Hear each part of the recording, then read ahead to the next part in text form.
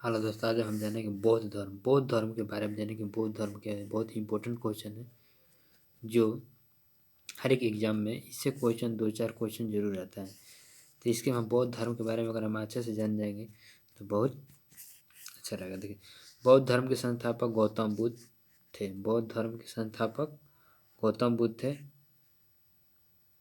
इन्हें एशिया का ज्योति पुरुष कहा जाता है। ठीक, ज्योति पूज्य कहा जाता है।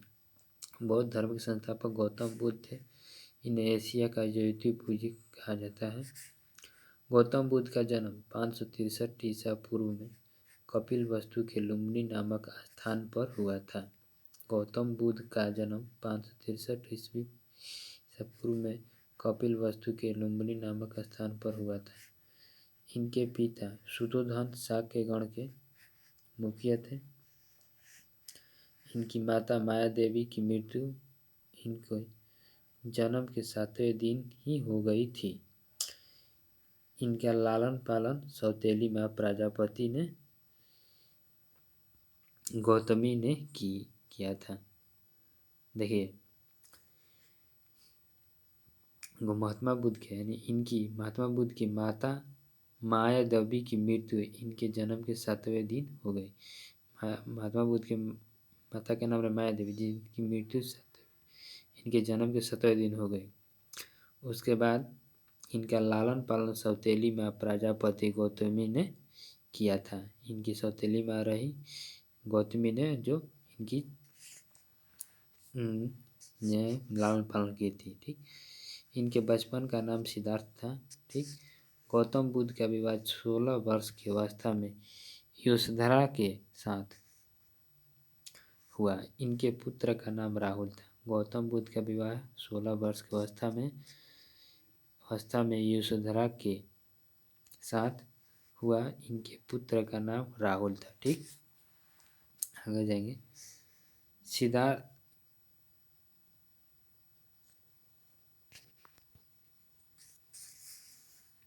राहुल था। सिद्धार्थ जब कपिलवस्तु के सैर पर निकले तो उन्होंने निम्न 4 दृश्यों को क्रमशः देखा। कैसा देखा? जब सिद्धार्थ ने जब कपिलवस्तु के सैर पर निकले तो उन्होंने 4 दृश्यों को देखा। कौन कौन? पहला बूढ़ा व्यक्ति, दूसरा एक बीमार व्यक्ति, तीसरा 100 व्यक्ति एक, और तीसरा सन्यासी व्यक्ति। सांसारिक समस्याओं से व्यथित होकर सिद्धार्थ ने 29 वर्ष की अवस्था में गृह त्याग किया, जिसे बौद्ध धर्म में महाभिनिष्क्रमण कहा गया। ठीक, आगे देखिए।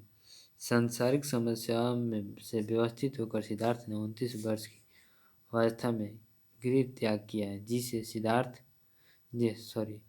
जिसे बौद्ध धर्म में महाभिनिष्क्रमण कहा गया है।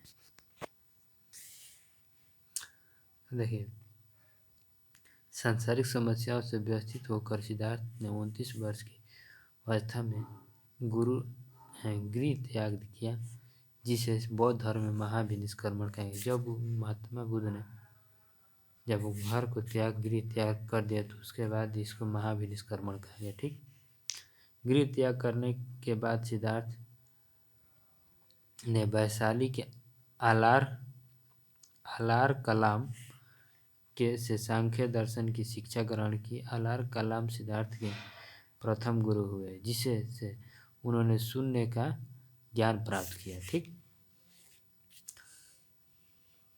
आलार कलाम के बाद सिद्धार्थ ने राजगीर के रुद्रमपुत्र से शिक्षा ग्रहण की, जिससे उन्होंने योग का ज्ञान प्राप्त किया। उर्वेला में सिद्धार्थ को कौंडिन्य, वापा, भादिया, महानामा एवं आसंगी नामक 5 साधक मिले।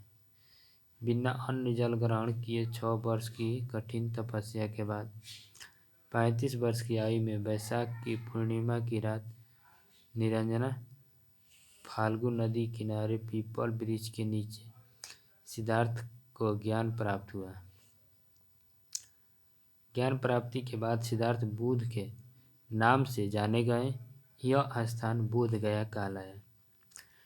बिना अन्न जल ग्रहण किए 6 वर्ष की कठिन तपस्या के बाद 35 वर्ष की अवस्था में वैशाख के पूर्णिमा की रात निरंजना पर नदी के किनारे पीपल वृक्ष के नीचे सिद्धार्थ को ज्ञान प्राप्त हुआ। ठीक, उसके ज्ञान प्राप्ति के बाद सिद्धार्थ बुद्ध के नाम से जाने गए। यह स्थान बोध गया कहलाया गया। ठीक, बुद्ध ने अपना प्रथम उपदेश सारनाथ ऋषिपत्तनम में दिया, जिसे बौद्ध ग्रंथों में धर्म चक्र प्रवर्तन कहा गया। बुद्ध ने अपने उपदेश जन साधारण की भाषा पाली में दिए। बुद्ध ने अपने उपदेश जन साधारण की भाषा पाली में दिए। बुद्ध ने अपने उपदेश कौशल, वैशाली, कौशाम्बी एवं अन्य राज्यों में दिए। सर्वाधिक उपदेश कौशल देश की राजधानी श्रावस्ती में। इनके प्रमुख अनुयायी साधक थे बिम्बसार, प्रसेनजित एवं उदयन। बुद्ध की मृत्यु 80 वर्ष की अवस्था में 483 ईस्वी पूर्व में कुशीनगर, देवरिया, उत्तर प्रदेश में चुंद द्वारा अपर्ति भोजन करने के बाद हो गई, जिसे बौद्ध धर्म में महापरिनिर्वाण कहा गया है। ठीक, उसके बाद मल्लों ने अत्यंत सम्मानपूर्वक बुद्ध का अंत्येष्टि संस्कार किया, यानी अंतिम संस्कार किया, अंत्येष्टि संस्कार किया है। उसके बाद क्या हुआ? मल्लों ने अत्यंत सम्मानपूर्वक बुद्ध का अंत्येष्टि संस्कार किया। उसके बाद देखिए, अद्भुत भारत